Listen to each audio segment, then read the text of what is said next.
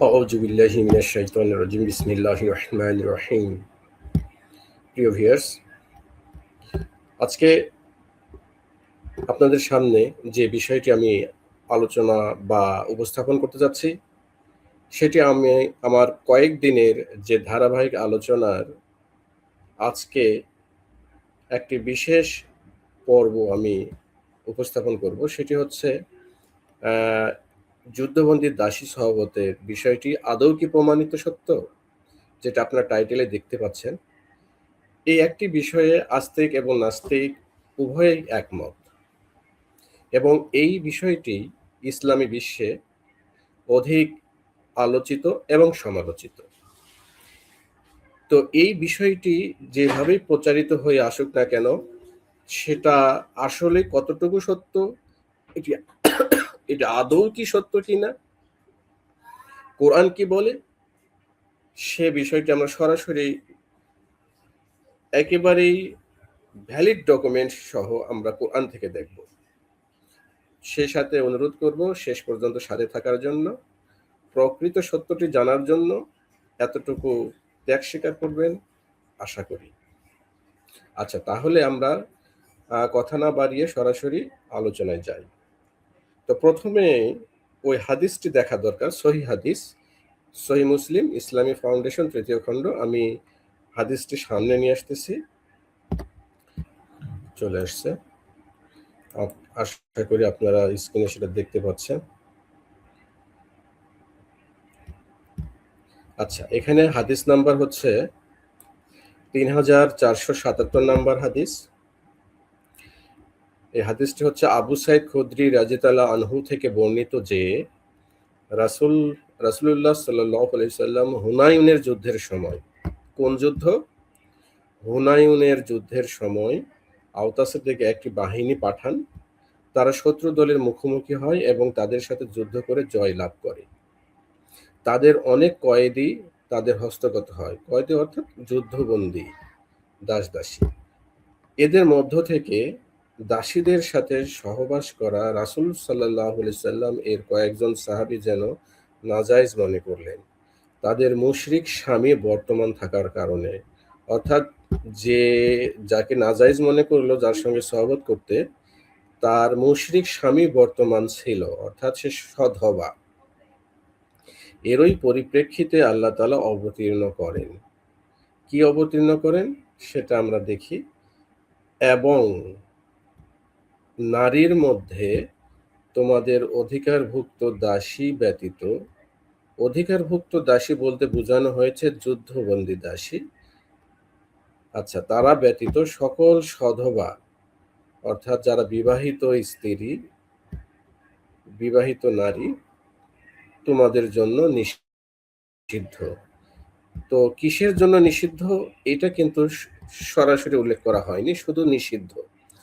এই নিষিদ্ধ বলতে বোঝানো হয়েছে তাদের সঙ্গে শারীরিক সম্পর্ককে বোঝানো হয়েছে, যদিও এটার কোনো প্রমাণ তারা দেয় নাই, শুধু নিষিদ্ধ।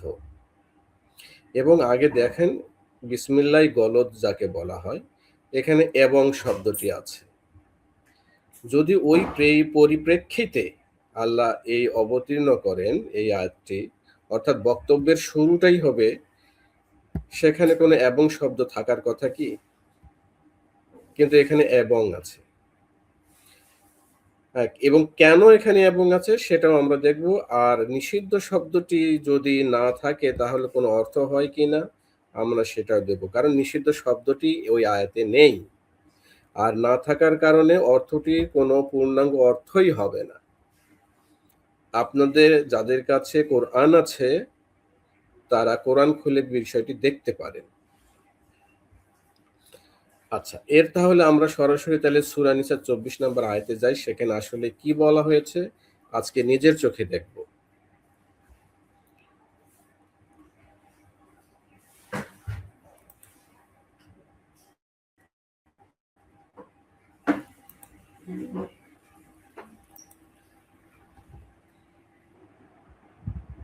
আচ্ছা, চলে আসছে সূরা নিসা 24 নম্বর আয়াত।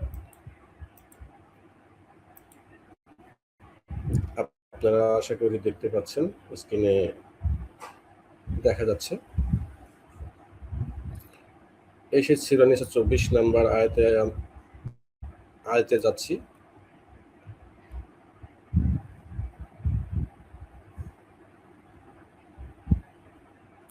এই যে সূরা নিসা 24 নম্বর আয়াত, এখানে বলা হয়েছে, দেখো, ওয়াল মুহসানাতু মিনান নিসাই ইল্লা মা মালাকাত আইমানুকুম কিতাবাল্লাহি আলাইকুম। তাহলে দেখুন এখানে প্রথমে কিন্তু ওয়া অর্থ হচ্ছে এবং,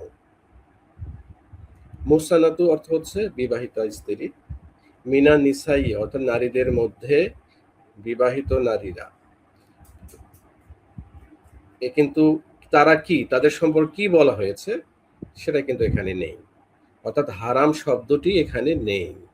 এরপর বলা হচ্ছে ইল্লা, ইল্লা মানে ব্যতীত, মা মালাকাত আইমানুকুম, অর্থাৎ তারা মা মালাকাত আইমানুকুম বলতে বুঝিয়েছেন যে যুদ্ধবন্দী দাসী।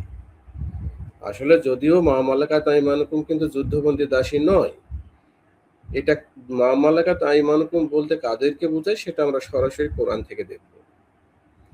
তো দেখুন এখানে হারাম শব্দটি নাই, এবং না থাকার কারণে এখানে কোনো অর্থ হচ্ছে না। আপনারা নিজেরাও চেষ্টা করে দেখুন। এখানে প্রথমে আছে ওয়া অর্থ হচ্ছে এবং। কোনো একটা বক্তব্য শুরুর আগে কখনো কি এবং শব্দ দিয়ে শুরু হয়? তার মানে এর আগেও বক্তব্য আছে। এবং এখানে হারাম শব্দটি না থাকার পরেও এর অনুবাদে নিষিদ্ধ কথাটা আসছে কেন, এটা যদি আমরা জানতে পারি তাহলে এই হাদিসকে প্রত্যাখ্যান করা ছাড়া কোনো পথ থাকবে না। তাহলে এখন দেখি, যদি এই নিষিদ্ধ কথা না থাকার কারণে কি অর্থ হচ্ছে, সেটা হচ্ছে নারীদের মধ্যে বিবাহিতা নারীগণ, মানে এবং নারীদের মধ্যে বিবাহিতা নারীগণ যুদ্ধবন্দী দাসীরা ব্যতীত। এটার কোনো অর্থ হইল? কিছু বোঝা গেল এখানে কি বলা হয়েছে? যুদ্ধবন্দীদের ব্যাপারেই বা কি বলা হয়েছে আর বিবাহিতা নারীদের ক্ষেত্রে কি বলা হয়েছে, এটার কোনো অর্থই আসে না।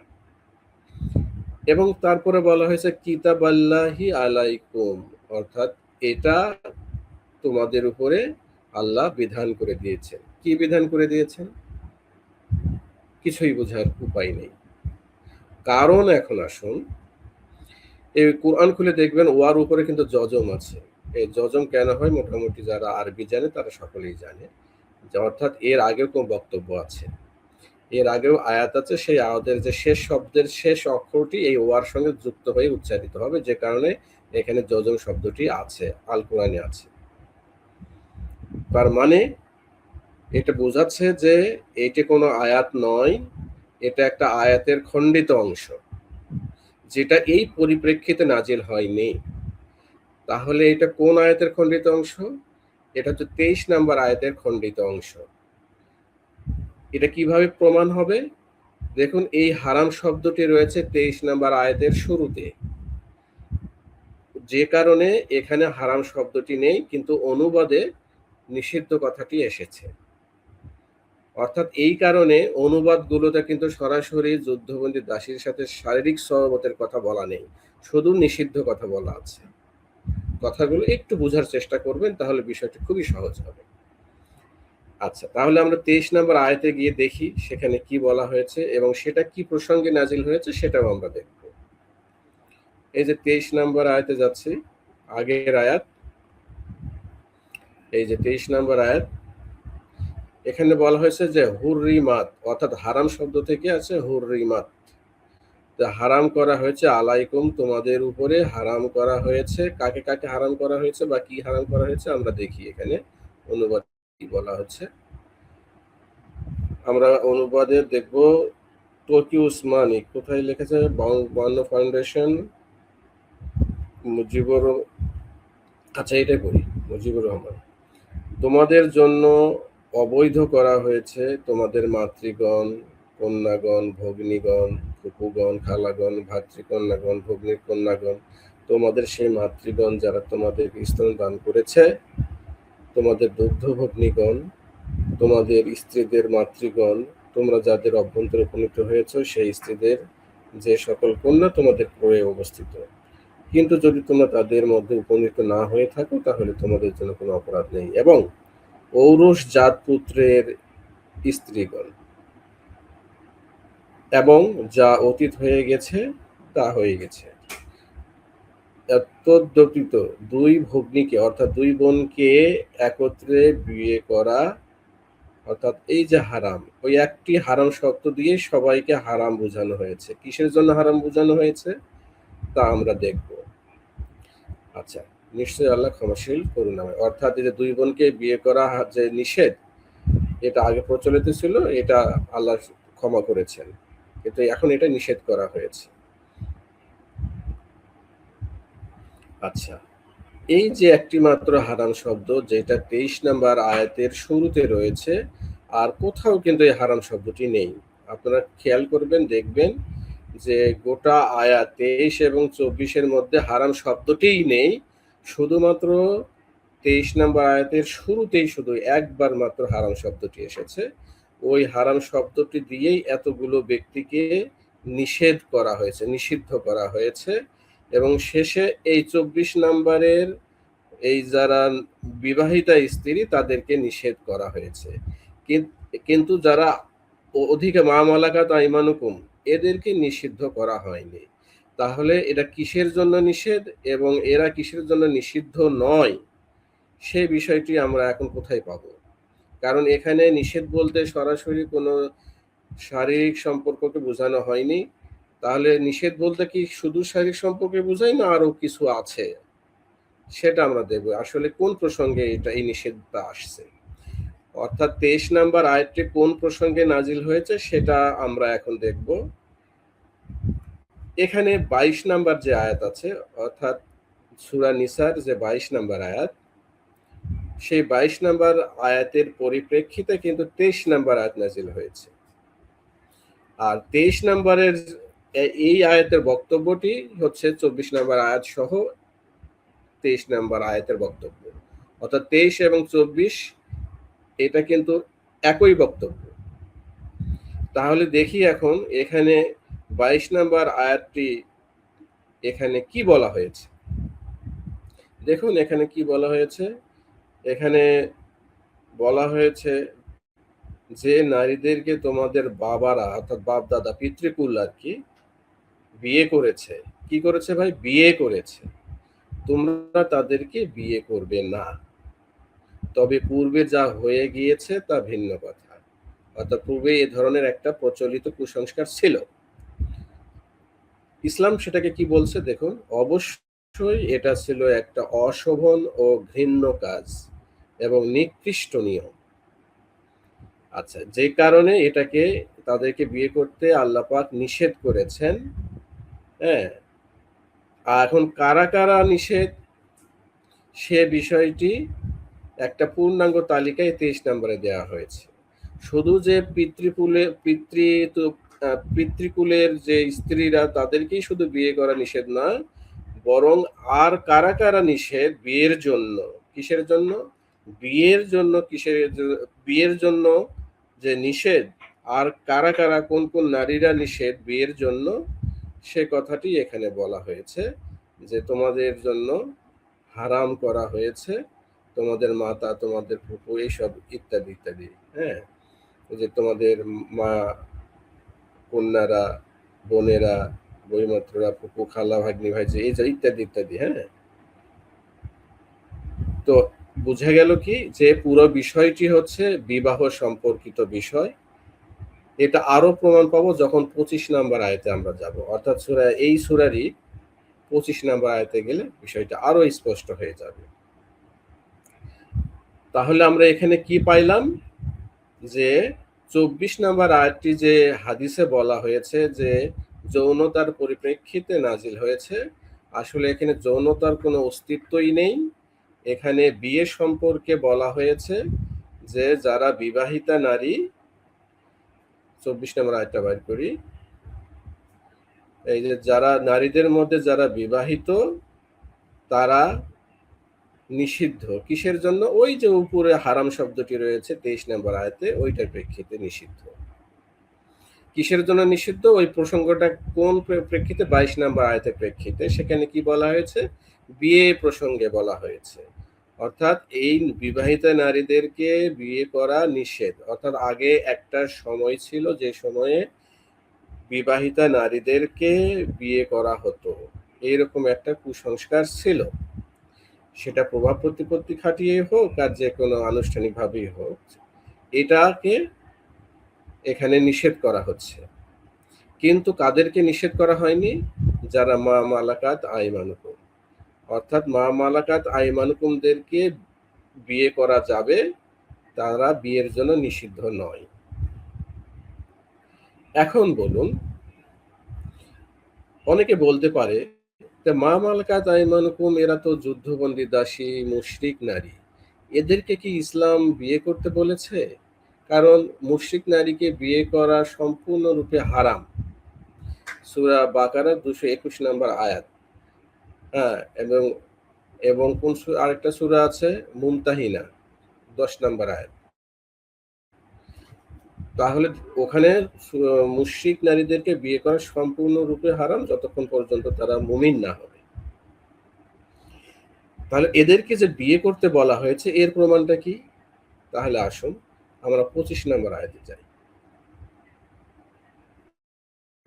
এই যে 25 নম্বর আয়াত, এখানে বলা হয়েছে ওয়ামাল্লাম ইয়াস্তাতি মিনকুম তওলান আয়ান কিহাল মুহসানাতিল মুমিনাতি, অর্থাৎ তোমাদের মধ্যে যাদের স্বাধীন মুসলিম নারীদের বিবাহ করার সামর্থ্য নেই, তারা কাকে বিয়ে করবে সেটা আমরা দেখব। এখানে বলেছে তোমাদের মধ্যে যাদের ঈমানদার সচ্চরিত্র অর্থাৎ স্বাধীন নারীদেরকে বিয়ে করার আর্থিক সামর্থ্য নেই, তারা তোমাদের অধিকারভুক্ত ঈমানদার দাসীদেরকে বিয়ে করবে। এখানে কি ভুলটা আছে সে ভুলটা বলতেছি। এখানে বলা হচ্ছে অধিকারভুক্ত ঈমানদার দাসী, অথচ অধিকারভুক্ত বলতে বোঝানো হয় যে যারা যুদ্ধবন্দী। আর ঈমানদার দাসী হোক বা অদাসী হোক, যেটাই হোক, ঈমানদার মানে মুসলিম। মুসলিমরা কি যুদ্ধবন্দী হয়? সেই সুযোগ কি আছে? তাহলে এখানে কেন এইভাবে লিখেছে সেটা আজকে আমরা পুরোপুরি বিষয়টা দেখব যে এখানে কি গলতকরণ করা হয়েছে। তাহলে দেখি এখানে এই যে 25 নম্বর আয়াত, এখানে বলা হয়েছে যে যাদের মুসলিম নারীদেরকে স্বাধীন নারীদেরকে বিয়ে করার সামর্থ্য যাদের নেই, তারা কাকে বিয়ে করবে? এই যে এখানে বলা হয়েছে সরাসরি কাকে বিয়ে করতে বলা হয়েছে আমরা দেখব। এখানে বলেছে ফা মিন। ফা শব্দের অর্থ হচ্ছে তবে, তাহলে, অতএব, সুতরাং। আর মিন মানে হচ্ছে মধ্য থেকে। তাহলে ফা মিন অর্থ হচ্ছে তবে, মধ্য থেকে। কার মধ্য থেকে বিয়ে করবে? সেটা হচ্ছে এই দেখুন, মা মালাকাত আইমানুকুম। তাহলে মা মালাকাত আইমানুকুমদের মধ্য থেকে বিয়ে করবে। বুঝতে পেরেছেন? এই কথাটা কাকে বলা হয়েছে? যে তোমাদের মধ্যে যাদের, অর্থাৎ মুসলিম পুরুষদেরকে বলতেছে, তোমাদের মধ্যে যাদের মুসলিম যে স্বাধীন নারী আছে, স্বাধীন মানে যারা দাসী না, তাদেরকে বিয়ে করার সামর্থ্য যাদের নেই, তারা বিয়ে করবে কাকে? মা মালাকাত আইমানুকুম। অর্থাৎ মা মালাকাত আইমানুকুম বলতে যাদেরকে বোঝায় তাদেরকে বিয়ে করতে বলা হচ্ছে। এই কথাটাই কিন্তু 24 নম্বর আয়াতে বলা হয়েছে যে তারা হারাম নয়। কিসের জন্য হারাম নয়? বিয়ে করার জন্য হারাম নয়। এখন এরা যে কারা, তাদের পরিচয় কিন্তু এখানে বলা আছে। পরিচয়টা কি? আল্লাহ পাক কি পরিচয় কি দিবেন না? নিশ্চয়ই দিবেন। এদের পরিচয়টা দেখুন। আবার বলা হয়েছে মিন। এই মিন মানে মধ্য হতে। কার মধ্য হতে? ফাতায়াতি কুমুল মুমিনা। ফাতাইয়াতিকুমুল মুমিনাতি, অর্থাৎ তোমাদের যে মুমিন দাসী, মুসলমান দাসী আছে, তাদের মধ্য থেকে যারা অধিকারভুক্ত নারী, তাদেরকে বিয়ে করতে। তাহলে কিন্তু সরাসরি কোনো মুসলিম দাসীকে বিয়ে করতে বলা হয়নি। হ্যাঁ, কি বুঝলাম? এই যে ফাতাইতি কুমুল মুমিনা, ফাতাইয়াতি শব্দের অর্থ হচ্ছে দাসী, কুম মানে তোমাদের, আর আল মুমিনাতি মানে হচ্ছে মুসলিম, অর্থাৎ তোমাদের মুসলিম দাসী, অর্থাৎ মিন মানে মধ্য থেকে। তাহলে তোমাদের মুসলিম দাসীদের মধ্য থেকে যারা, এই মা শব্দের অর্থ যে বা যারা, মালাকাত অর্থ যাদেরকে অধিকার করা হয় বা মালিকানাধীন করা হয়। আইমানুকুম, আইমানুকুম শব্দের অর্থ বোঝানো হয়েছে ডান হাত, আর ডান হাত বলতে বোঝানো হয় যুদ্ধবন্দী, যেটা সম্পূর্ণরূপে ডাহা, মিথ্যা। তাহলে আইমান শব্দের অর্থ কি? যে তোমাদের অঙ্গীকার। এটার অর্থ যে তোমাদের অঙ্গীকার, এটা আমরা কোরআন থেকে প্রমাণ সহ দেখব। তাহলে এখানে কি বলা হচ্ছে? যে মুসলিম কোনো দাসীকে বিয়ে করার কথা বলা হয়নি, যদিও অনুবাদে বলা হয়েছে অধিকারভুক্ত মুসলিম দাসীকে বিয়ে করো। আসলে মুসলিম দাসীকে বিয়ে করতে বলা হয় নাই, বরং মুসলিম দাসীদের মধ্যে যারা অধিকারভুক্ত, মানে অঙ্গীকারটা কিসের?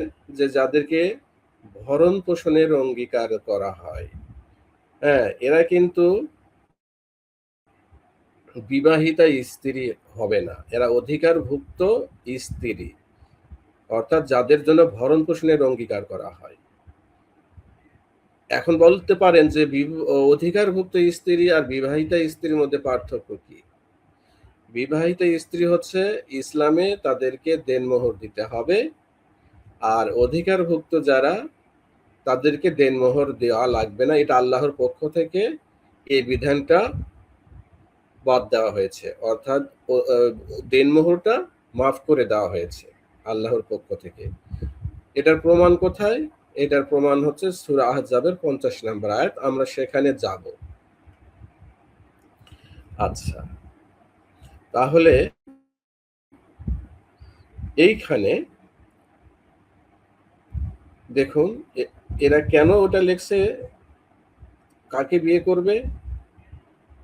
25 নম্বর আয়াতে, এই যে 25 নম্বর আয়াতের অনুবাদে যে এখানে বলা হয়েছে তোমাদের অধিকারভুক্ত ইমানদার দাসীকে বিয়ে করবে, অধিকারভুক্ত বলছে আবার ইমানদার দাসী বলছে, মানে গোজামিল দিয়েছে এখানে। কারণ কি?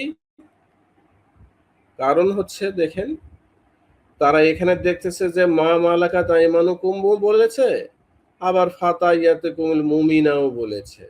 তারা এখন এটা, তারা তো জানে যে যুদ্ধবন্দী দাসী হিসেবে এটাকে মনে করে যে মা মালাকাত আইমানুকুম মনে হচ্ছে যুদ্ধবন্দী দাসী। তারা এটা প্রচার করে আসতেছে, বা তারা এটা মনে করে, বা তারা এটা জানে যে আর যুদ্ধবন্দী দাসী যারা, তারা তো মুশরিক, তাদেরকে আবার বিয়ে করতে বলবে কেন? এইরকম একটা তাদেরকে ডাউটফুল হয়ে গেছে। তারা একটা ডাউটের মধ্যে ছিল, যে কারণে তারা কি করেছে, যে অধিকারভুক্ত মুমিনা দাসী বলে চালিয়ে দিয়েছে, অর্থাৎ দুইটাকে গুলায়ে একত্রে হজবরল একটা আয়াত অর্থ করেছে। বুঝতে পেরেছেন? তাহলে এখানে স্পষ্টভাবে বলা হয়েছে ফা মিন, কার মধ্য থেকে বিয়ে করবে? মা মালাকাত আইমানুকুম, অর্থাৎ এদের মধ্য থেকে বিয়ে করবে। এরা কোথায় থেকে আসছে? এরা আসছে মুসলিম দাসী যারা আছে তাদের মধ্য থেকে, এরা কিন্তু মুশরিক না। অর্থাৎ মা মালাকাত আইমানুকুম বলতে যাদেরকে বোঝায় তারা হচ্ছে মুসলিম নারী। এরা কোথায় থেকে আসে? যারা অসহায় অথবা মুসলিম যে দাসী আছে তাদের মধ্য থেকে এদেরকে ভরণ পোষণের অঙ্গীকার করা হয়, এবং একটা দাম্পত্য সম্পর্ক তৈরি হয়ে যায়। এটা কেন তৈরি করা হয়, বা কিভাবে কিসের কিসের ভরণ পোষণের অঙ্গীকার করা হয়, সবকিছু এখানে কোরআনে আছে।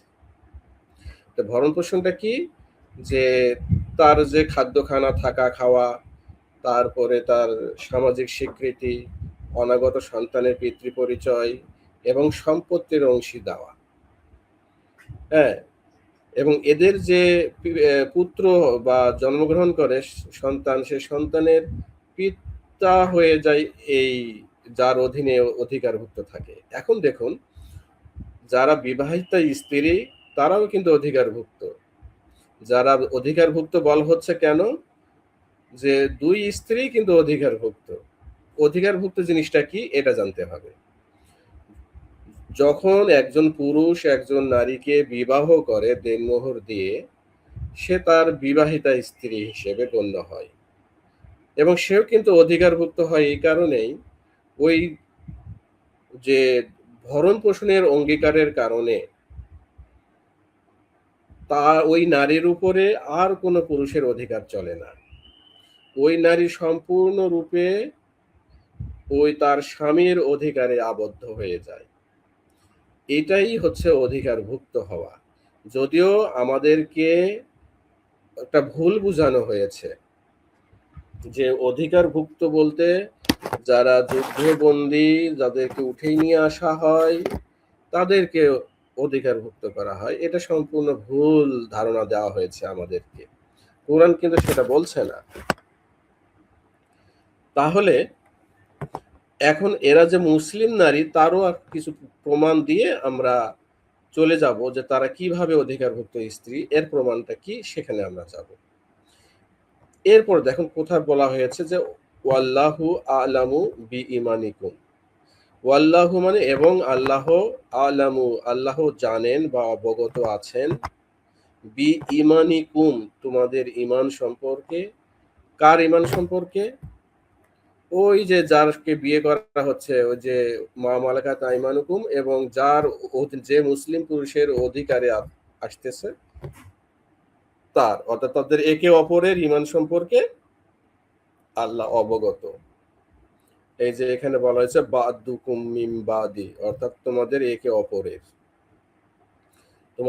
ইমান সম্পর্কে আল্লাহ অবগত আছেন। আচ্ছা, অর্থাৎ এটা কেন বলা হয়েছে যে তাদের মধ্যে বিবাহ হতে কোনো সমস্যা নেই, কারণ উভয়ই মুসলিম, সে দাসী হোক আর যেটাই হোক, মুসলিম তো। আচ্ছা, এরপরে আল্লাহ বলছে ফানকিহুহুন্না বিইজনি আহলিহিন্না। ফা অর্থ হচ্ছে সুতরাং, অর্থাৎ নিকাহ।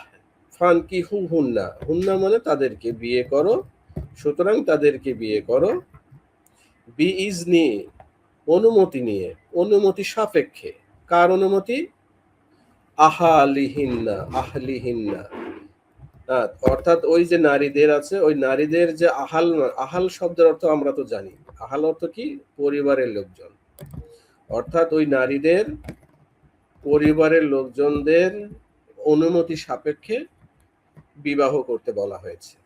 এখন বলুন, যদি এরা যুদ্ধের ময়দান থেকে তুলে আনা হতো, ঘাড়ে করে মনে করেন যে তুলে আনা হতো যুদ্ধ বিজয়ের পরে, এবং তারা যদি মুশরিক হতো, তাহলে তাদের পরিবারের লোকজনদের কাছে কি আল্লাহ এই যে কঠিন বোঝা চাপিয়ে দিতেন যে তাদের অনুমতি নিতে হবে? তাদেরকে কোথায় পাবে? সেই দেশ থেকে তুলে নিয়ে আসছে, হ্যাঁ, আর তারা কি অনুমতি দিবে যে মুসলমানদের সঙ্গে তাদের বিয়ে হোক? তাহলে বুঝুন আল্লাহ পাক এখানে এই কথাটা বলতে কি বোঝানো হয়েছে, যারা এরা তো মুসলিম, এদের পরিবারের লোকজনদের অনুমতি নিয়ে তাদেরকে বিয়ে করতে বলা হচ্ছে। হ্যাঁ, যখন বিয়ে করবে তখন কিন্তু তাদেরকে দেনমোহর দিতে হবে। অর্থাৎ যখন তারা হিসেবে থাকে, মা মালাকাত আইমানুকুম হিসেবে থাকে, তখন কিন্তু ভরণ পোষণের মাধ্যমে একটা দাম্পত্য সম্পর্ক লিড করা হয়। হ্যাঁ, কিন্তু যখন ওই অবস্থাকে তাদেরকে বিয়ে করবে, অর্থাৎ বিয়ে হচ্ছে পূর্ণাঙ্গ স্ত্রী এবং অধিকারভুক্ত স্ত্রী মা মালাকাত আইমানুকুম, এরা হচ্ছে স্ত্রীর মতো, অর্থাৎ সেমি ওয়াইফ। বুঝতে পেরেছেন? এরাও স্ত্রী, কিন্তু এরা বিবাহিত স্ত্রী বলা যাবে না, এই বিবাহিত স্ত্রীর যেমন অধিকারভুক্ত, অর্থাৎ তার উপর অন্য পুরুষের অধিকার চলে না ভরণ পোষণের কারণে, এবং ওই স্বামীর অধিকারে সে আবদ্ধ। ঠিক এইটাও যার ভরণ পোষণের অধীনে আছে সে তার অধিকারের মধ্যেই থাকবে, অন্য কোনো পুরুষের অধিকার ওই নারীর উপরে থাকবে না। যে কারণে এখানে অধিকারভুক্ত মালাকাত শব্দটি ব্যবহার হয়েছে। বুঝতে পেরেছেন? এখন আসুন, তাদেরকে কিন্তু আবারও যে দেনমোহর দিয়ে বিবাহের কথা বলা হয়েছে, হ্যাঁ, এবং তাদেরকে কোনো ওই যে ব্যভিচারিণী কিংবা উপপতি এই ধরনের কোনো কারণে বিয়ে করা যাবে না। একদম সরাসরি মোহরানা দিয়ে তাদেরকে বিয়ে, এই যে উজুরহুন্না মানে তাদেরকে মোহরানা দিতে হবে, দিয়ে তাদেরকে বিবাহ করতে হবে। প্রচলিত যে পন্থা আছে সেই প্রচলিত পন্থায় তাদেরকে বিবাহ করতে হবে। যে তাদেরকে প্রদান করতে হবে কি, উজুরহুন্না, তাদেরকে মোহরানা প্রদান করতে হবে। বুঝতে পেরেছেন?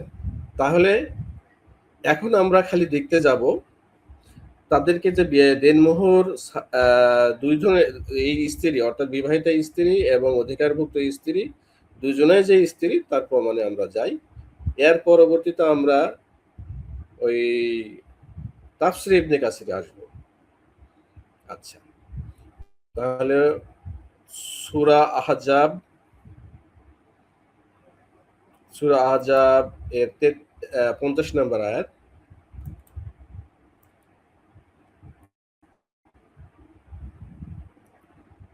চলে আসছি আমরা, এই যে 50 নম্বর আয়াত। এখানে কি বলা হয়েছে দেখুন, এখানে বলা হয়েছে ইয়া আইয়ুহান নবী, হে নবী, ইন্না নিশ্চয়, আহলালনা হালাল করেছি বা বৈধ করা হয়েছে, লাকা আপনার জন্য, আজওয়াজাকা আপনার যে স্ত্রী বিবাহিতা স্ত্রী তাদেরকে হালাল করা হয়েছে, হ্যাঁ, যাদেরকে আপনি দিয়েছেন, কি দিয়েছেন, উজুরহুন্না, যাদেরকে মোহরানা দেওয়া হয়েছে। বুঝতে পেরেছেন? এই পরে কি বলা হয়েছে, ওয়া মা মালাকাত ইয়ামিনুকা। এখানে একটা বিষয় খেয়াল করবেন, এখানে আইমানুকুম বলা হয়নি, বলা হচ্ছে ইয়ামিনুকা। এই কা বলতে বোঝা হচ্ছে রাসূলকে, কা শব্দের অর্থ হচ্ছে আপনার, আর ইয়ামিন শব্দের হচ্ছে ডানপন্থী, অর্থাৎ আপনার যারা ডানপন্থী বা আপনার যারা স্বজাতি, অর্থাৎ মুসলিম নারী। রাসূলের ডানপন্থী মানে কি? ইয়ামিন শব্দের অর্থ কিন্তু ডান হাতও হয়, কিন্তু ব্যক্তিকে বুঝাইলে ডানপন্থী, ডান দিকের লোক, ভাগ্যবান, জান্নাতি যাদেরকে বলা হয়, যারা ডান হাতে আমল নামা পায়, এদেরকে বলা হয়েছে ডানপন্থী। অর্থাৎ আপনার যারা ডানপন্থী, অর্থাৎ আপনার যারা স্বধর্মের লোক, নিজ ধর্মের লোক, নিজ ধর্মের নারীরা যাদেরকে অধিকার করেছেন, অধিকার বলতে যাদেরকে অধিকারে আবদ্ধ করা হয়েছে আপনার নিজ ধর্মের, অর্থাৎ মুসলিম নারী, তাদেরকে হালাল করা হয়েছে। মিম্মা আফায়াল্লাহু আলাইকা, অর্থাৎ আপনার উপর আল্লাহর পক্ষ থেকে বিনা দেনমোহরে। এখন আপনারা এখানে বলতে পারেন এখানে দেনমোহরের কথা কি বলা আছে এই জায়গায়? মিম্মা, হ্যাঁ, মধ্য হতে, আফায়াল্লাহু, অর্থাৎ আল্লাহর পক্ষ হতে।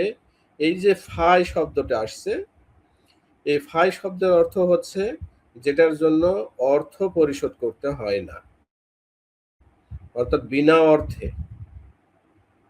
ফাও, যেমন আমরা বলি ফাও পাওয়া গেছে, অর্থাৎ অতিরিক্ত, মানে যেটার জন্য মূল্য পরিশোধ করতে হয় না। তো দেনমোহর কিন্তু একটি ব্যয়, যেটা পরিশোধ করতে হয়, অর্থের ব্যয়, সেইটাকে পরিশোধ করা লাগবে না, সেই কথা আল্লাহর পক্ষ থেকে এইটাকে বিনা দেনমোহরে কার্যকর করা হয়েছে। অর্থাৎ এইটা জন্য কোনো দেনমোহর পরিশোধ করতে হবে না, এটা আল্লাহর পক্ষ থেকে বিধান। বুঝতে পেরেছেন? ওই যে আলাইকা, অর্থাৎ আপনার উপরে আল্লাহর পক্ষ থেকে বিনা পরিশোধে মা মালাকাত আইমানু ইয়ামিনুকা যারা, অর্থাৎ আপনার যে স্বধর্মের যাদেরকে আপনি অধিকারভুক্ত করেছেন তাদেরকে বিনা দেনমোহরে আপনার উপরে হালাল করা হয়েছে। এখানে দুইজন নারীর কথা বলা হয়েছে, একজন হচ্ছে আজওয়াজাকা, অর্থাৎ আজওয়াজুকুম বলা হয় যে তোমাদের স্ত্রী, আর মা মালাকাত আইমানুকুম তোমাদের অধিকারভুক্ত স্ত্রী।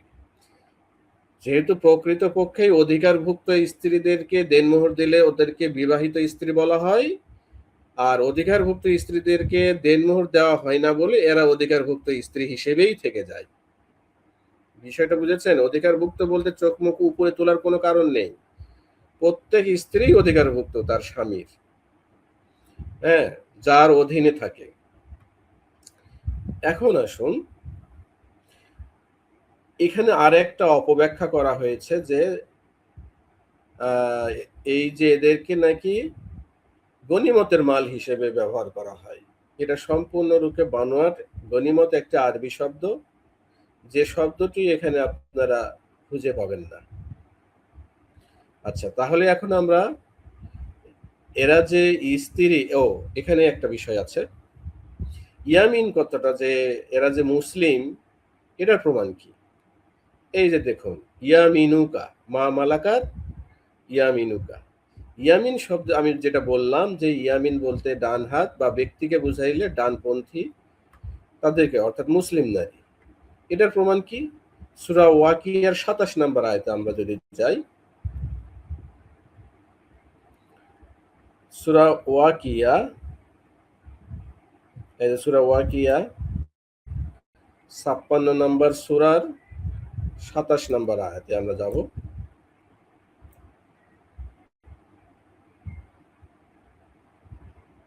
চলে আসছি। এখানে বলা হয়েছে ওয়াসহাবুল ইয়ামিনি মা আসহাবুল ইয়ামিন। দেখছেন? ওয়া আসহাবুল ইয়ামিনি মা আসহাবুল ইয়ামিন। আচ্ছা, অর্থটা কি? আর ডান দিকের দল কত ভাগ্যবান ডান দিকের দল। অর্থাৎ ইয়ামিন বলতে বোঝানো হয়েছে যারা ডানপন্থী বা ডান দিকের লোক, অর্থাৎ যারা জান্নাতি ভাগ্যবান তাদেরকে বলা হয়েছে। জান্নাতি ভাগ্যবান ডান দিকের লোক কারা? এটা মুসলিমদেরকে বোঝানো হয়েছে। যখন রাসূলকে বলেছে ইয়ামিনুকা, অর্থাৎ আপনার ডানপন্থী, অর্থাৎ আপনার স্বধর্মে বা নিজ জাতি, এরা যদি কোনো অমুসলিমকে বলতো তাহলে ওই অমুসলিমের যে ধর্ম তাদের হয়ে যেত। যেমন এখানে আপনি ৪০ নম্বর আয়াতে যদি আমরা দেখি,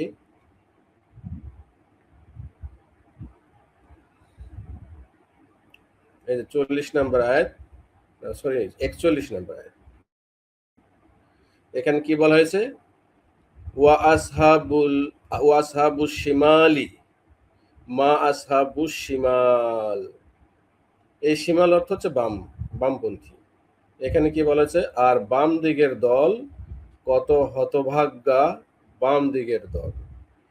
হ্যাঁ, বয়ান ফাউন্ডেশনে কি বলা হয়েছে? আর বাম দিকের দল কত হতভাগ্য বাম দিকের দল। বুঝতে পেরেছেন? তাহলে শিমাল অর্থ হচ্ছে কি বামপন্থী, বাম দিকের দল, যারা জাহান্নামী। তাহলে আমরা বুঝলাম কি, এই ইয়ামিন শব্দটি, এই যে ২৭ নম্বর যে আয়াত, এই যে ইয়ামিন শব্দটা, এইটাই সূরা আহজাবের ৫০ নম্বর আয়াতে বলা হয়েছে ইয়ামিনুকা, অর্থাৎ তোমার যারা স্বজাতি মুসলিম যে নারী আছে তাদেরকে যে অধিকারভুক্ত করেছো তাদেরকে হালাল করা হয়েছে আল্লাহর পক্ষ থেকে বিনা দেনমোহরে। এবার তাহলে বোঝা গেছে? আচ্ছা, তাহলে এরা যে মুসলিম নারী, এই বিষয়টি কোরআন থেকে প্রমাণিত। আচ্ছা, এরপরে আসুন আমরা যদি সরাসরি চলে যাই ওই তাফসীর ইবনে কাসির, সেখানে দেখবেন কত রকম গরমিল রয়েছে। যারা তাফসীরটা ভালো করে প্রথম মানে এই প্রসঙ্গে পুরোটা পড়েন নাই, তারা বুঝতে পারবেন না যে এর মধ্যে কত রকম গোঁজামিল রয়েছে। তো আমরা শুধু অত ব্যাখ্যায় যাব না, লাইভটা বড় হচ্ছে। আমরা শুধু এইটা যে দুই রকম কথা ওখানে আছে, যেটা সত্য সেটাকে না নিয়ে মিথ্যাটাকে নিয়েছে, গ্রহণ করা হয়েছে এবং সেটাকে অপপ্রচার করা হয়েছে। তাহলে আমরা এখন চলে যাব কোথায়? তাফসিরে ইবনে কাসিরে।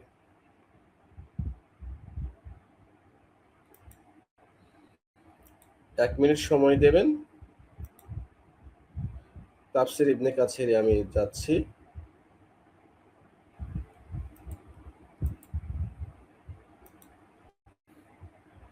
হ্যাঁ, আপনারা আশা করি দেখতে পাচ্ছেন।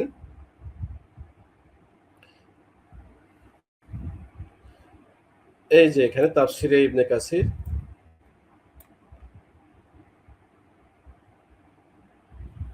এখানে বলা হয়েছে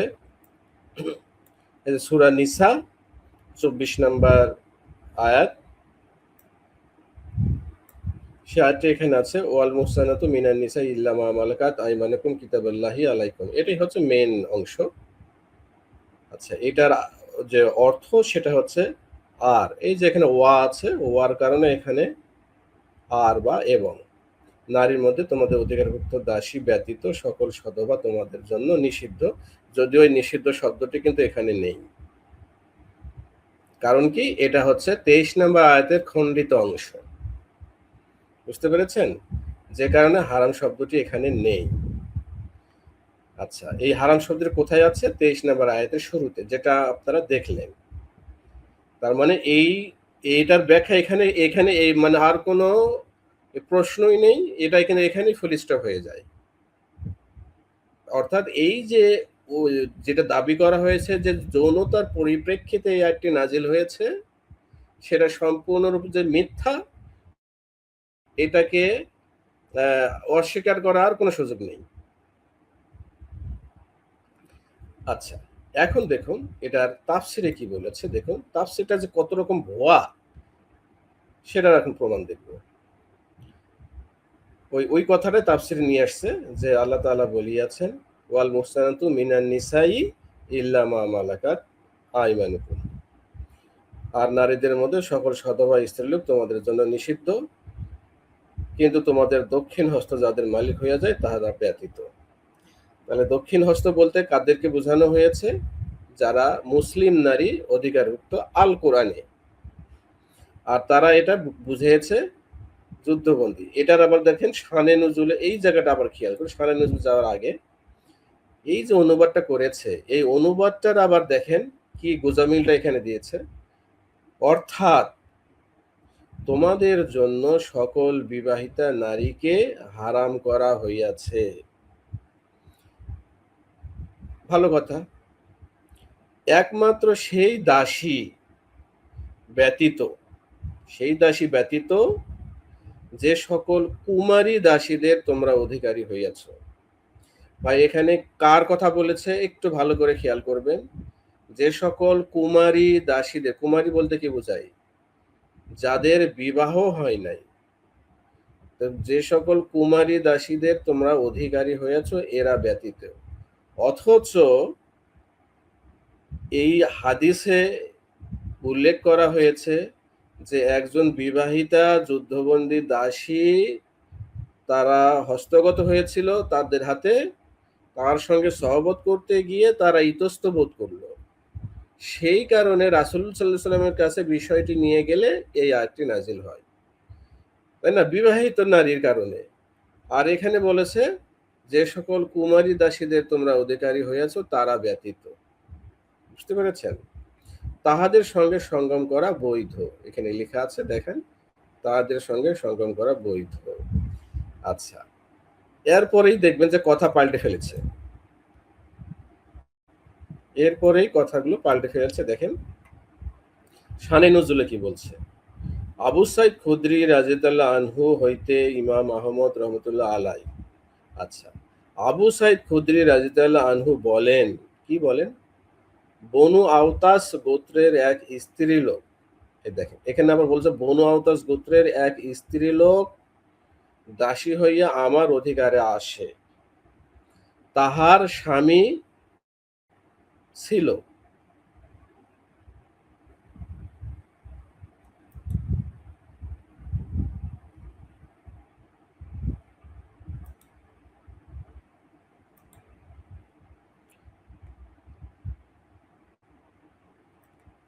এই যে তাহার স্বামী ছিল, দেখতে পাচ্ছেন,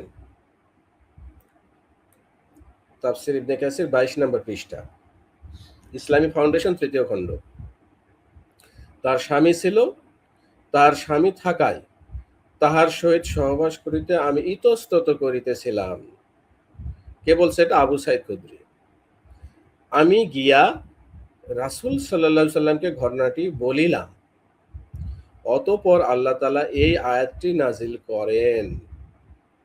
কোন আয়াতটি নাজিল করেন? ওই যে তোমাদের দক্ষিণস্থ যারা অধিকারী হইয়াছে তারা ব্যতীত নারীদের মধ্যে যারা সকল বিবাহিতা নারী তারা তোমাদের জন্য নিষিদ্ধ, তাই না? এখন দেখেন ওখানে বললো কুমারী দাসীদের যে আমরা অধিকারী হইয়াছে, অর্থাৎ কুমারী মানে কি? অবিবাহিতা নারী, এবং তাদের সঙ্গে সঙ্গম করা বৈধ, এটা বলেছে।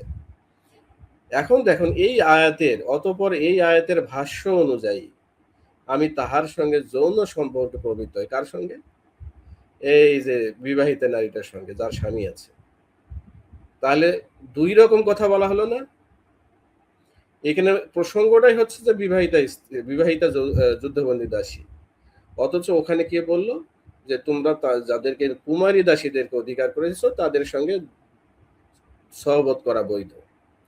আবার এখানে বলছে এই আয়াতের ভাষ্য অনুযায়ী আমি তাহার সঙ্গে যৌন সঙ্গ প্রবৃত্ত হই। মানে কোথায় এলোমেলো করে ফেলছে একদম। আচ্ছা, তারপরে দেখুন তাবারানি রহমতুল্লাহ আলাই, আগে আমরা হাদিসে কোন যুদ্ধের কথা পড়লাম? হুনাইনের যুদ্ধ, হুনাইনের যুদ্ধ। আর এখানে কি বলছে দেখুন, তাবারানি রহমতুল্লাহ আলাই ইবনে আব্বাস রাদিয়াল্লাহু হইতে বর্ণনা করেন যে ইহা খাইবার যুদ্ধে বন্দিনী সধবা মহিলাদের সম্পর্কে অবতীর্ণ হইয়াছে। এখানে আবার খাইবার যুদ্ধের কথা বলেছে। হাদিস বলছে হুনাইনের যুদ্ধ, তাফসির বলতেছে খাইবারের যুদ্ধ। বুঝতে পেরেছেন? অত যুদ্ধেরই ঠিক নাই। এখন আর একটা অসঙ্গতি দেখেন, পূর্ববর্তী মনীষীদের একটি দল, এটা কোনো কি রেফারেন্স হইল?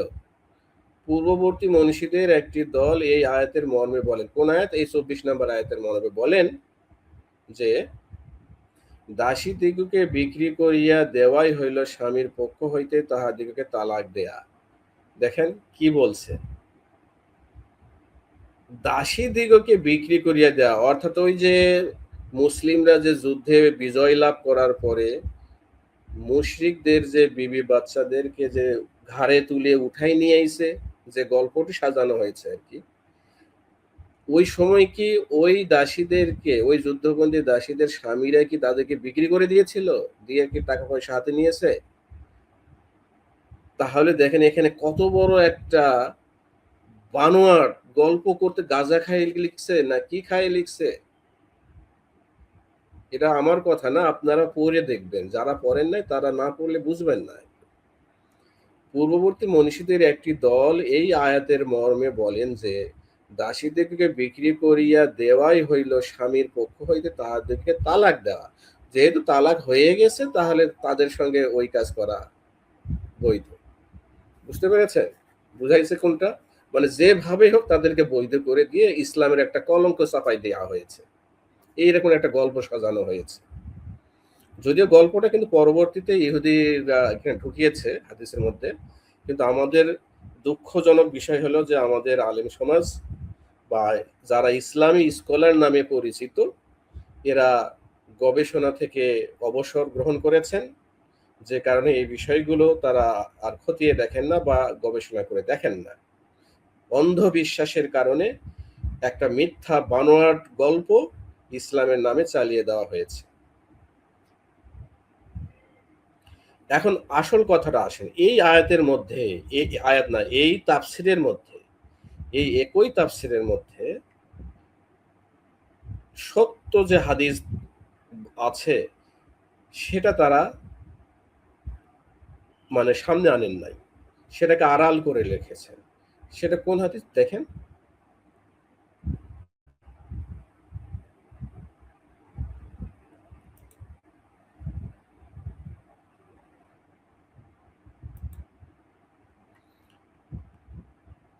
এই যে 23 নাম্বার পৃষ্ঠা,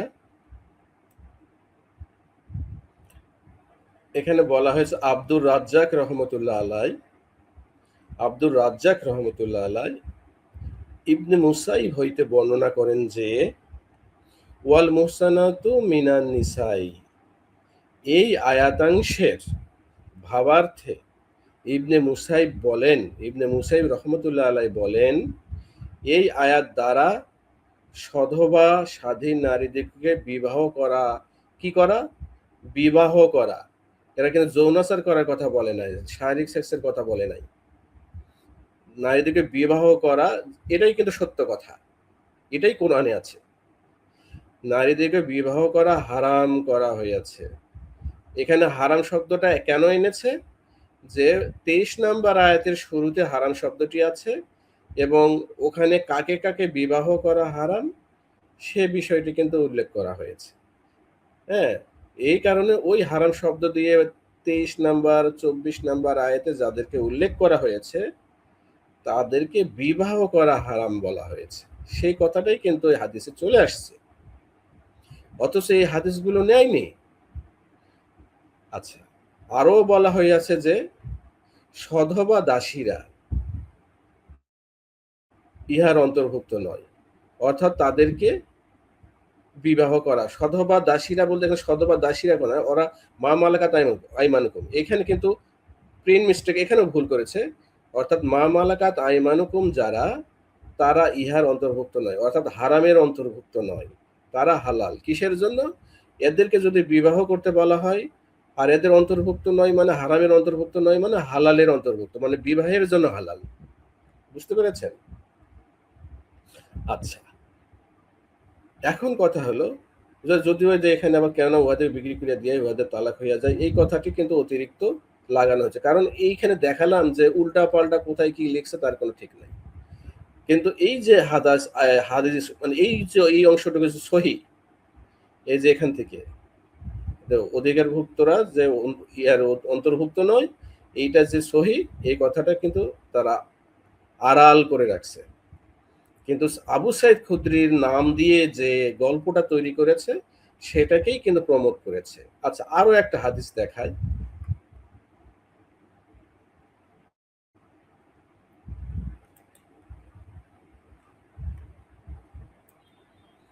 24 নম্বর পৃষ্ঠা, তাফসীর ইবনে কাসির।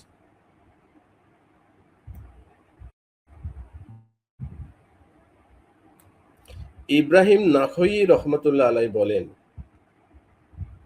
কিতাবাল্লাহি আলাইকুম, অর্থাৎ ইহা তোমাদের উপর আল্লাহ বিধান করে দিয়েছেন। কি বিধান করে দিয়েছেন? ওই যে 24 নম্বর আয়াতে যে যারা বিবাহিতা স্ত্রী তারা নিষিদ্ধ, যারা অধিকারভুক্ত তারা ব্যতীত, অর্থাৎ অধিকারভুক্তদেরকে বিবাহ করা যাবে, কিন্তু যারা বিবাহিত নারী তাদেরকে বিবাহ করা যাবে না। এইটা আল্লাহর পক্ষ থেকে তোমাদের উপরে বিধান, এই কথাটাই কিন্তু তিনি বলেছেন কিতাবাল্লাহি আলাইকুম, অর্থাৎ ইহা তোমাদের জন্য আল্লাহর নির্দেশ যে যেই সকল নারীকে বিবাহ করা তোমাদের জন্য নিষিদ্ধ করা হইয়াছে তাহারা হারাম। বুঝতে পেরেছেন? এখানে কিসের কথা বলছে? বিবাহ করার কথা বলেছে, এখানে শারীরিক সম্পর্ক বা অবৈধ শারীরিক সম্পর্কের কথা বলা হয়নি। ইহার পর আল্লাহ তাআলা বলেন ওয়া উহিল্লা লাকুম ওয়ারায়া জালিকুম, অর্থাৎ ইহাদিগকে ছাড়া তোমাদের জন্য সকল নারী হালাল করা হইয়াছে। বুঝতে পেরেছেন? কিসের জন্য এই হালালটা, কিসের জন্য? এটা কি তাহলে এখানে হারাম বলতে যদি আপনি যৌন সেক্সকেই বুঝান, তাহলে হালাল বলতে তো তাহলে যৌন সেক্সই বুঝতে হবে, মানে এটা যৌনতা করা হারাম হালাল, তাহলে কি সবার সঙ্গে ওই ওই কয়েকজন বাদ দিয়ে বাকি সকলের সঙ্গে কি ওই কাজ করা হালাল? ওই দাবি অনুযায়ী তো তাদের যে অপব্যাখ্যা অনুযায়ী তো এটাই আসে। তাহলে আসলে হচ্ছে বিবাহের কথা বলা হয়েছে, পুরো বিষয়টাই হচ্ছে বিবাহ, অর্থাৎ সূরা নিসার 22, 23, 24, 25 এই 4টি আয়াত বিবাহ সম্পর্কে নাজিল হয়েছে। যে কারণে এখানে বলা হয়েছে ইহাদিগকে ছাড়া তোমাদের জন্য সকল নারী হালাল করা হয়েছে, অর্থাৎ বিবাহের জন্য হালাল করা হয়েছে। যাদেরকে নিষেধ করা হয়েছে ওরা বাদ দিয়ে বাকি সকল নারী বিবাহের জন্য হালাল করা হয়েছে। অর্থাৎ যে সকল নারীকে বিবাহ করা হারাম বলিয়া বর্ণনা করা হইয়াছে উহাদের ব্যতীত সকল নারীকে বিবাহ করা তোমাদের জন্য হালাল হইল। এরপর বলা হয়েছে আতা রহমুল্লাহ আলাই সহ অনেকেই এই অর্থ করিয়াছে। দেখছেন, এইগুলো কিন্তু বাদ দিয়ে দিছে। একই তাফসিরে আছে অথচ সেগুলো বাদ, কিন্তু যেটা বানোয়াট মিথ্যা, যেটা কোরআন বিরোধী সরাসরি, সেইটাকে প্রমোট করা হয়েছে। তাহলে এটা কত বড় একটা সূক্ষ্ম ষড়যন্ত্র! এটা পরবর্তীতে সম্ভবত হাদিস সংগ্রহের পরবর্তীতে ইহুদিদের সূক্ষ্ম ষড়যন্ত্র অংশ হয়ে এটাকে প্রবেশ করানো হয়েছে হাদিসের মধ্যে, সহির মধ্যে। কারণ সহিহ হাদিসে থাকলে মুসলিমরা অন্ধভাবে এটা মেনে চলবে, যে কারণে এটা করা হয়েছে। আচ্ছা, এই তাফসিরে কিন্তু আরো একটা কথা বলা আছে, সেটা দেখুন। এখানে 4 বিয়েও নিয়ে আসছে। এখানে যে নারীদেরকে ইসলামে যে 4টি বিয়ে অতিরিক্ত করা, 4টি বিয়ের অতিরিক্ত বিয়ে করা হারাম, কিন্তু যারা দাসী তাদের ক্ষেত্রে হারাম নয়, তাদের যে অতিরিক্ত, তাদের মধ্যে কোনো সংখ্যা নাই, সেই কথাটিও এখানে বলা হয়েছে। কিন্তু সেটাও কিন্তু বিয়ে, যদিও কথাটা সঠিক নয়, কিন্তু সেটাও বিয়ে। কিন্তু এখানে যৌনতার কোনো স্কোপই নেই, কোনো সুযোগই নেই, যৌনতার কোনো মানে আদৌ এখানে যৌনতার কোনো কথা বলা হয়নি। যেমন যে এখানে বলা হয়েছে যে ইবনে জাবির রহমতুল্লাহ আলাই আবুল আলিয়া ও তাউস হইতে বর্ণনা করেন যে তাহারা উভয়ে বলিয়াছেন ওয়াল মুহসানাতু মিনান নিসাই, এই আয়াতাংশের ভাবার্থে হযরত উমর রাদিয়াল্লাহু আনহু এবং হযরত উবাইদা রাদিয়াল্লাহু আনহু বলেন আজাদ মানে স্বাধীন নারী 4টির বেশি বিবাহ করা হারাম, তবে দাসীদের বেলায় কোনো সংখ্যা নির্ধারিত নাই। আচ্ছা, এইটাও কিন্তু বিবাহ সংক্রান্ত বিষয়, যদিও এই 4টি নারী বা এই সম্পর্কে বলা হয়নি। ওখানে যে 2টি হাদিস আমি আগে বর্ণনা করলাম এবং অনেকে এই হাদিসটাই বর্ণনা করেছেন, সেটাই সঠিক, যেটা কোরআনে আমরা সরাসরি পাচ্ছি। তো এর পরবর্তীতে আমি, এখন কয়টা বাজলো, প্রায় ঘন্টা খানেক পার হয়ে গেছে, 1 ঘন্টা পার হয়ে গেছে। তো আমি আর 2-1টি প্রমাণ দেখাবো। কোনটা বাদ যাচ্ছে যে আইমানুকুম অর্থ যে ডান হাত, সে বিষয়টা আমি দেখাবো। ডান হাত, সরি, আইমানুকুম অর্থ যে অঙ্গীকার করা, ভরণ পোষণের অঙ্গীকার করা, সে বিষয়টা আমি দেখাবো।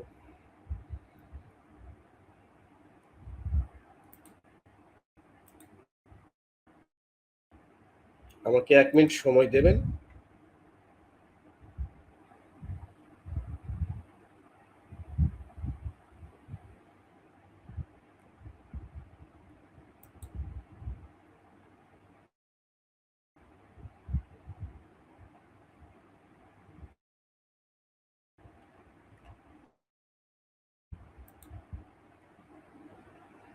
হ্যাঁ, চলে আসছে।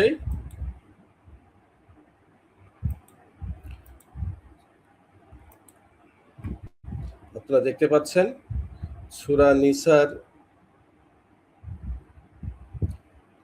33 নম্বর আয়াতে আমরা যাব।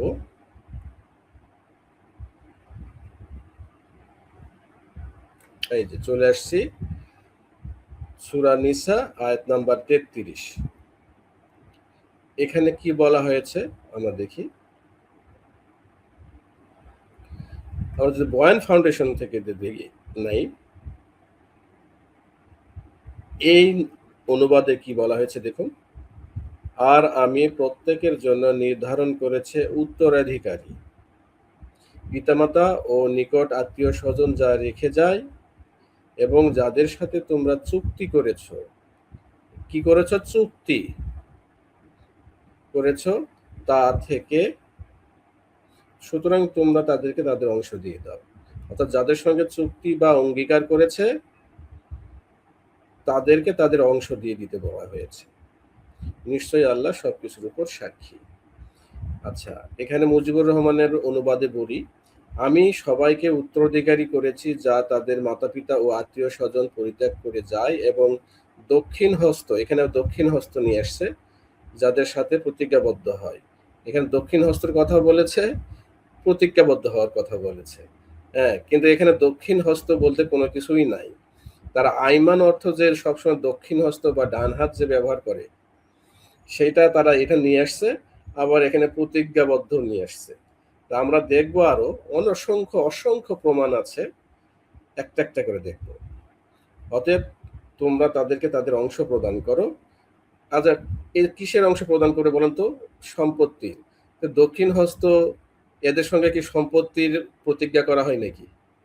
যারা যুদ্ধবন্দী দাসী, এদের সাথে কি সম্পত্তি দেওয়ার প্রতিজ্ঞাবদ্ধ করা হয়? একটু তো মাথায় ঘেলু থাকলে তো এই ধরনের ইয়া, মানে এটা বোঝানোর চেষ্টা করতো না। আচ্ছা, এখানে আমরা দেখি, এটা ফজলুর রহমান, পিতামাতা ও আত্মীয়দের রেখে যাওয়া সবকিছুর জন্য আমি উত্তরাধিকারী নির্ধারণ করেছি, আর যাদের সাথে তোমাদের অঙ্গীকার রয়েছে, অর্থাৎ অঙ্গীকার করা হয়েছে, তাদেরকে তাদের অংশ দিয়ে দাও। অবশ্যই আল্লাহ সবকিছুর সাক্ষী থাকেন। তাহলে এই যে এখানে আমরা অঙ্গীকারই পাইলাম, দেখেন ৩৩ নম্বর আয়াত, এই যে আইমানুকুম, কুম অর্থ তোমাদের, আইমান অর্থ অঙ্গীকার, অঙ্গীকার করা, অর্থাৎ তোমাদের অঙ্গীকার, তোমরা যে কি অঙ্গীকার করেছো যাদের সাথে, তাদেরকে তাদের সম্পত্তি দিয়ে দাও। বুঝতে পেরেছেন? তাহলে এখন আমরা চলে যাব আরো অনুবাদে। এই যে মায়েদা মনে করেন, এই মায়েদার 89 নম্বর আয়াতে আমরা একটু যাব।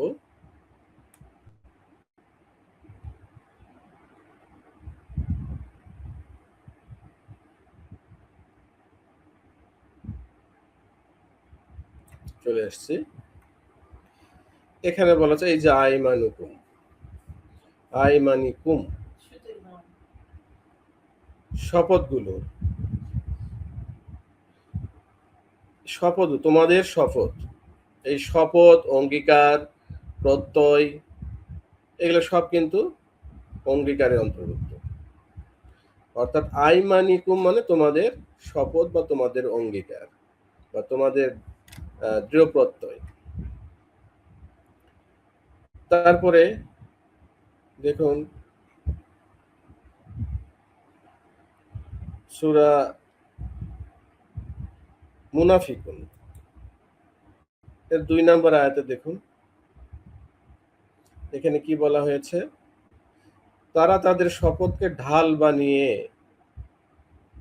বানিয়ে রাখে, অর্থাৎ তারা আড়ালে মানুষকে, আচ্ছা এখান থেকে তারা তাদের শপথগুলিকে ঢাল রূপে ব্যবহার করে, শপথগুলিকে, তাদের শপথ অর্থাৎ আই মানে হিম, তাদের শপথকে ঢাল রূপে ব্যবহার করে, হ্যাঁ, আর তারা আল্লাহর পথ হতে মানুষকে নিবৃত্ত করে।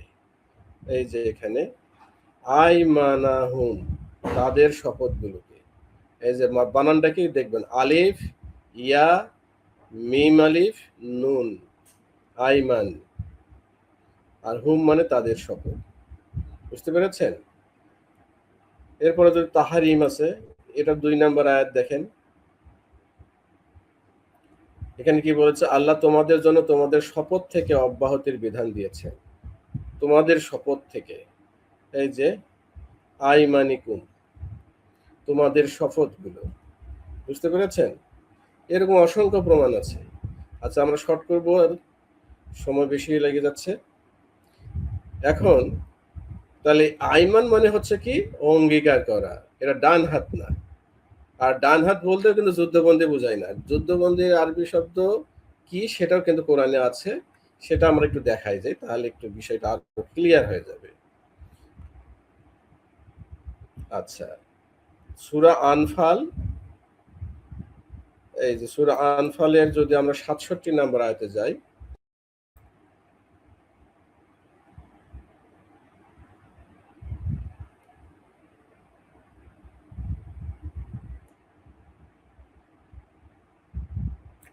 এই যে 64, 65, 66, 67 নম্বর আয়াত। এখানে কি বলা হয়েছে দেখুন, এটা খুব ভালো করে একটু মনোযোগ দেবেন। কোন নবীর পক্ষে তখন পর্যন্ত বন্দি রাখা শোভা পায় না। এখানে জীবিত বলছে, মানে বন্দি আর কি, আটক রাখা শোভা পায় না যতক্ষণ পর্যন্ত ভূপৃষ্ঠে দেশ হতে শত্রু বাহিনী নির্মূল না হয়। তোমরা দুনিয়ার ক্ষণস্থায়ী সম্পদ কামনা করছো, অথচ আল্লাহ চান তোমাদের পরকালের কল্যাণ। আল্লাহ মহাপরাক্রমশালী, প্রজ্ঞাময়। আচ্ছা, কোন নবীর পক্ষে তখন পর্যন্ত বন্দি রাখা অর্থাৎ আটক রাখা শোভা পায় না। আচ্ছা, পরবর্তী বয়ান ফাউন্ডেশনে কি বলছে, কোন নবীর জন্য সঙ্গত নয়, মানে উচিত নয় যে তার নিকট যুদ্ধ বন্দী থাকবে।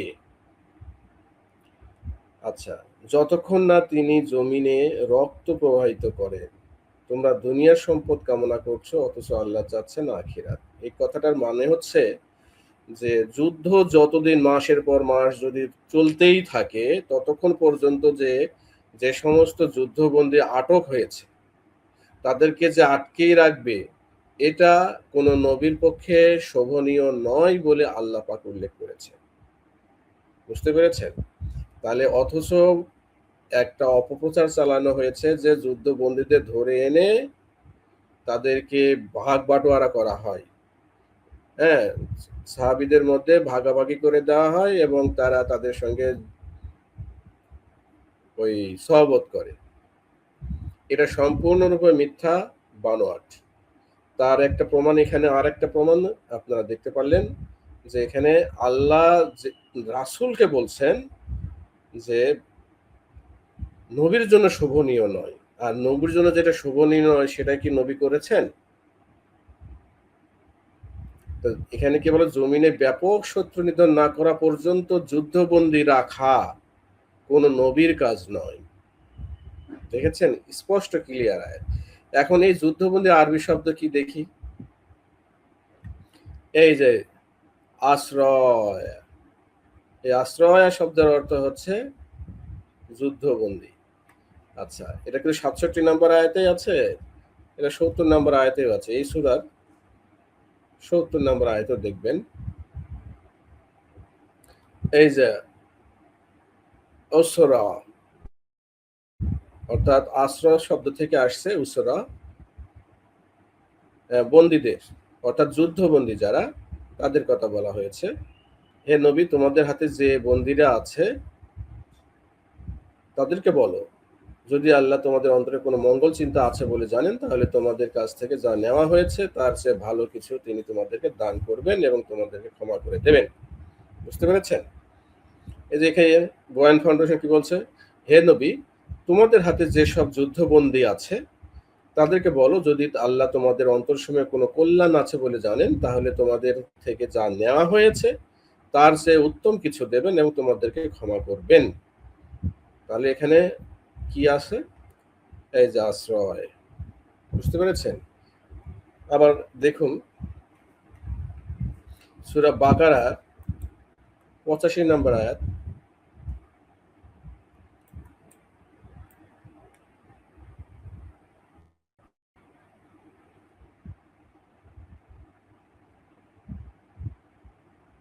এই যে 85 নম্বর আয়াত, এখানে কি বলা হচ্ছে দেখুন,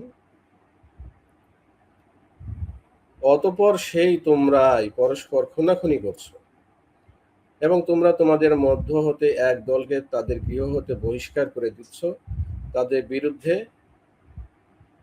পাপ ও অন্যায় কাজে সাহায্য করছো এবং তারা বন্দী হয়ে, কি, তারা যুদ্ধবন্দী হয়ে তোমাদের নিকট আনিত হলে হ্যাঁ তোমরা তাদেরকে বিনিময় প্রদান করো, অর্থাৎ মুক্তিপণ, অথচ তাদেরকে বহিষ্কার করা তোমাদের জন্য অবৈধ ছিল। তাহলে কি তোমরা গ্রন্থের, মানে কিতাবের কিছু অংশ বিশ্বাস করো এবং কিছু অংশ অবিশ্বাস করো? তোমাদের মধ্যে যারা এরূপ করে পার্থিব জীবনে দুর্গতি ব্যতীত কিছুই নেই এবং উত্থান দিনে অর্থাৎ কিয়ামতের দিন তারা কঠোর শাস্তির দিকে নিক্ষিপ্ত হবে এবং তোমরা যা করছো তা বিষয়ে আল্লাহ অমনোযোগী নন। সূরা বাকারা 85 নম্বর আয়াতে এখানে এই যে বন্দি যে বলা হয়েছে, এই বন্দির আরবি শব্দটা কি আমরা দেখি। এই যে উসর, বুঝতে পেরেছেন? তাহলে আলিফ সিন র, ইয়া, উসর। তো এটা কোরআন থেকে দেখে নেবেন বানানটা কি। এটা যেহেতু কম্পিউটারে অনলাইনে, এখানে এই জের জবর এটা সম্ভবত সিন আলিফ সম্ভবত হবে, আলিফ সিন আলিফ র ইয়া। আচ্ছা, তাহলে উসরা শব্দের অর্থ হচ্ছে বা আশ্রয় শব্দের অর্থ হচ্ছে যুদ্ধবন্দী। এটা আশ্রয় শব্দ কেন? এটা কিন্তু আমাদের দেশে বা আমাদের এই উপমহাদেশে আশ্রয় শব্দ হিসেবে আসছে। আশ্রয় বলতে আমরা বুঝি কারো অধীনে সাময়িকভাবে অবস্থান করা। যেহেতু যুদ্ধবন্দীরা সাময়িকভাবে মুসলিমদের অধীনে অবস্থান করে, যে কারণে ওদেরকে আশ্রয় বলা হয়, আশ্রয় বলা হয়, অর্থাৎ আরবি শব্দ, অর্থাৎ যুদ্ধবন্দীরা আরবি শব্দ হচ্ছে আশ্রয়। যেহেতু এটা ক্ষণস্থায়ী অবস্থান, কারো অধীনে থাকা হয়, সে কারণে আমাদের দেশে এই শব্দটা আশ্রয় বলা হয়। বুঝতে পেরেছেন? আশ্রয় মানে যুদ্ধবন্দী, আশ্রয়। আর এই কারণে আশ্রয় শব্দটি আমাদের দেশে আসছে। আমরা আশ্রয় বলতে বুঝি যে অস্থায়ীভাবে, ক্ষণস্থায়ীভাবে কেউ কারো অধীনে অবস্থান করা। তাহলে আমরা এখন অনেকে বলতে পারেন যে ভরণ পোষণের ক্ষেত্রে যে সম্পত্তি দেওয়া হয়, এটার প্রমাণ কি আছে? সূরা নাহলের ৭১ নম্বর আয়াত, এই যে সূরা নাহলের ৭১ নম্বর আয়াত,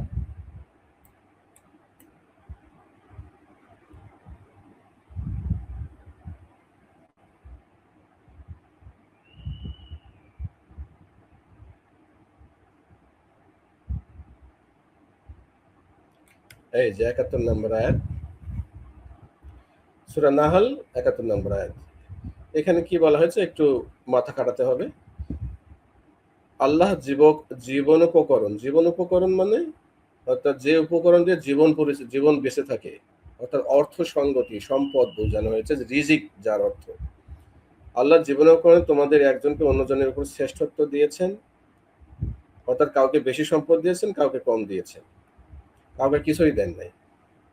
যাদেরকে শ্রেষ্ঠত্ব দেওয়া হয়েছে তারা তাদের অধীনস্থ, এই যে দাস দাসী, এখানে দাস দাসী লিখছে, যদিও এখানে অধীনস্থ মা মালাকা, এখানে মা মালাকা তাই মানকুম বলা আছে। নিজেদের জীবনোপকরণ থেকে, অর্থাৎ নিজেদের সম্পদ থেকে এমন কিছু দেয় না যাতে তারা এ বিষয়ে সমান হয়ে যায়। এর অর্থ বুঝলেন? এখানে বলা হয়েছে আল্লাহ কাউকে সম্পদ দিয়েছেন, কাউকে বেশি দিয়েছেন, কাউকে কম দিয়েছেন, কাউকে কিছুই দেন নাই, বা এরকম কম বেশি আছে। ওই জন্য বলা হয়েছে একে অন্যের উপরে শ্রেষ্ঠত্ব দিয়েছেন। যাদেরকে সম্পদ দেওয়া হয়েছে তারা তাদের যে মা, যাদেরকে অধিকারভুক্ত করে স্ত্রী যাদের, তাদেরকে ওই সম্পদ থেকে এমন পরিমাণ দেয় না যে পরিমাণ দিলে তারা পরস্পর সমান সমান হয়ে যাবে। বুঝতে পেরেছেন? তাহলে এটা যদি যুদ্ধবন্দী হতো তাহলে কি এর কোনো সুযোগ থাকতো? এটা তো কল্পনাও করা যায় না। তাহলে এ কথা বলা হচ্ছে। তাহলে এখন আমরা দেখব এখানে কি, এই যে রিজিক শব্দের অর্থ হচ্ছে সম্পদ। এই যে রিজকি, এই রিজকি অর্থ হচ্ছে কিন্তু সম্পদ বা সম্পত্তি। আর যে বিরদ্দি, প্রত্যর্পণ করা মানে ফিরিয়ে দেওয়া। আপনার ডিকশনারি দেখবেন সেখানে রদ্দি শব্দের অর্থ হচ্ছে, ডিকশনারিতে যদি খুঁজে না পান তাহলে আরো যেখানে সোর্সগুলো দেখবেন যে রদ, এটা কোথাও লেখা আছে রদ করা, কোথাও হচ্ছে খণ্ডন করা। খণ্ডন করা মানে কি? ভাগ করা, ফিরিয়ে দেওয়া। অর্থাৎ বিরদ্দি, রদ্দি শব্দের অর্থ ফিরিয়ে দেওয়া। বিরদ্দি মানে বি হচ্ছে এটা হচ্ছে প্রোনাউন, টু শব্দ, যেমন ইংলিশে টু আছে সেটা, ফিরিয়ে দেওয়ার প্রতি আর কি ইঙ্গিত করা হয়েছে। এটা রিস্কিহিম, তাদের রিজিক থেকে, অর্থাৎ তাদের যে সম্পদ আছে সেই সম্পদ থেকে তাদেরকে প্রত্যর্পণ করে না, ফিরিয়ে দেয় না, বা তাদের যে ভাগ তাদেরকে বুঝিয়ে দেয় না। আলা মা মালাকাত আইমানুকুম, বুঝছেন? মা মালাকাত আইমানু হুম, অর্থাৎ তাদের যে অধিকারভুক্ত স্ত্রী আছে, হুম মানে তাদের, তাদের যে অধিকারভুক্ত স্ত্রী আছে তাদের হয়ে যে আলা, তার মানে তাদের উপরে ওই যে তাদের রিজিক থেকে প্রত্যর্পণ করে না। রিজিক মানে সম্পত্তি বা অর্থ সঙ্গতি, হ্যাঁ, সেটা ফিরে দেয় না। এখন আসুন, রিজিক মানে যে অর্থ সম্পদ বোঝানো হয়েছে তার প্রমাণ কি? আমরা যদি সূরা আজ-জারিয়া আজ-জারিয়ার ৫৭ নম্বর আয়াতে যাব।